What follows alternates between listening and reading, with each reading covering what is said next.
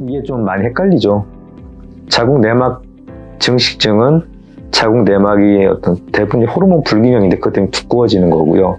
자궁 내막증은 이 자궁 내막 세포가 자기 자리 이탈해서 복강 내 여기저기 이렇게 좀 착상해서 그것 때문에 어떤 통증, 심한 생리통 이런 걸 만드는 병이고 이제 아예 좀 다른 병인데 이게 뭐 영어로 하면 좀 많이 달라요. 엔도메트리오시스, 요거는 엔도메트리얼 하이퍼플라지아. 영어로 하면 어감이 많이 다른데 이게 한글로 하니까 이제 어감이 비슷해서 좀 일반 환자분들은 좀 많이 헷갈려합니다. 근데 다른 병이고요. 자궁내막 증식증 같은 경우는 영상에서 설명드렸듯이 이제 주로 치료가 호르몬 치료가 중요하죠. 호르몬 불균형 때문에 생긴 거니까 주로 프로게스테론 제제 많이 쓰고요. 자궁내막증도 사실은 그것도 호르몬 치료 많이 합니다.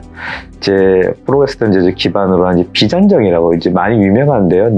내막 증식증 환자분들은 이제 비잔정 많이 들어보고 많이 드실 겁니다. 이제 그거가 비잔정 가지고 그렇게 호르몬 치료 우선적으로 치료하기 때문에 치료는 둘 다 비슷하구나. 근데 저는 다른 병이고요. 자궁 내막 증식증은 그래도 좀 치료가 쉬운 편인데요. 자궁 내막증은 좀 환자분들을 꽤 오랫동안 좀 괴롭힐 수도 있는 좀 별로 그렇게 좀 쉽지는 좀 않은 병입니다. 그런 자궁 내막 세포가 복강 내 여기저기 이제 착상해서 자라는 병이 있다. 근데 이제 그게 자궁 내막 증식증이 자궁 내막증이 나도 말이 가끔 헷갈려. 자궁 내막증이 이제 제일 잘 생기는 부위가 난소고요. 난소에 거기에 착상해서 그렇게 어떤 초콜릿 색깔의 어떤 그런 찐득찐득한 게 이제 있는 어떤 낭종 같은 걸 만드는 경우가 있습니다. 난소에 제일 많이 가고요. 그렇게 이제 자궁내막증 때문에 생기는 그런 난소 낭종을 옛날에 이제 수술 가지고 치료를 많이 했는데 요즘 이제 개인병원에서 그런 흡입하고 알코올 경화술을 많이 한다고 이렇게 광고를 많이 해서 환자분들이 질문을 좀 많이 하는데 뭐 대답하기가 조금 이렇게 간단하지는 않더라고요. 일단은 이제 그런 흡입하고 경화술을 하는 거는 일단 그 내막 좀 큰 걸 갖다가 우선 해결할 수가 있어요. 그리고 이제 수술이 아닌 방법이기 때문에 환자분 몸에 큰 부담이 없기 때문에 우선 많이 이제 시도해 볼 수 있는 방법 중에 하나라고 생각을 합니다. 근데 여기에 대해서 약간 좀 교수님들 사이에서는 약간 좀 논란이 있고 이제 수술을 많이 하시는 교수님들은 대부분 이걸 조금 반대하시는 분들도 있습니다. 반대하는 쪽 의견은 뭐냐면 결국에는 그게 이 껍질 자체까지 해가지고 다 제거를 해야지 이걸 남겼을 때는 안에서 또 이런 걸 만들 수가 있기 때문에 그건 임시방편이고 사실은 그냥 껍질채로 그 낭종을 다 드러내야 된다 이렇게 얘기하시는 거.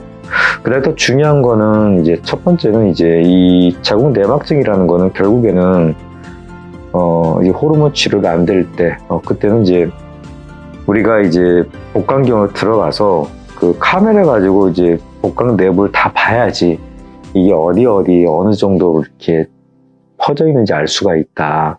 그리고 사실은 그렇게 점점이 있으면 그 점점표 그것 때문에 이제 좀 통증이 그 부위에 이제 생길 수가 있거든요. 그래서 그걸 갖다가 이제 들여다봐서 어디 얼마큼 퍼져 있다 확인이 되면은 웬만하면 이제 그런 가능하면은 그런 게 전기 소잡기 그걸로 고비를 이렇게 찢어줘서 그걸 좀 없애줘요. 그래서 일단은 정확하게 보고 어디까지 퍼져 있는지를 갖다가 스테이징 확인을 하는 게 중요한데 그렇게 했을 때는 그게 안 되니까 좀 불안전한 치료다 이렇게 반대하고요. 또 하나는 그렇게 이제 자궁 내막증 같은 경우는 병변 부위만 문제가 되는 게 아니라 이것 때문에 유착이 생겨요. 이게 들러붙어 가지고 장도 들러붙을 수 있고 특히 이제 나팔관 쪽에 들러붙어서 나팔관이 이렇게 원활하게 이제 구조를 유지를 못해서 불임 원인이 되기도 합니다.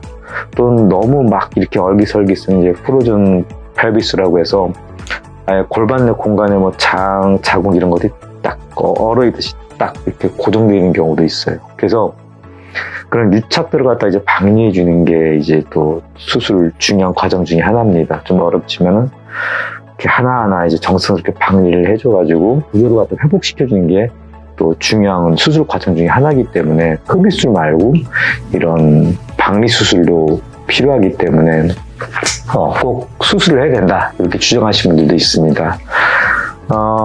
근데 저 개인적으로 이게 맞다 저게 맞다 이렇게 정확하게 얘기하기 힘든데요. 그래도 환자분 어떤 그런 상태, 그다음에 환자분이 원하는 어떤 치료 목적, 결과에 따라서 좀 면밀하게 상담한 다음에 이렇게 할지 저렇게 할지 결정하는 게 좋을 것 같습니다.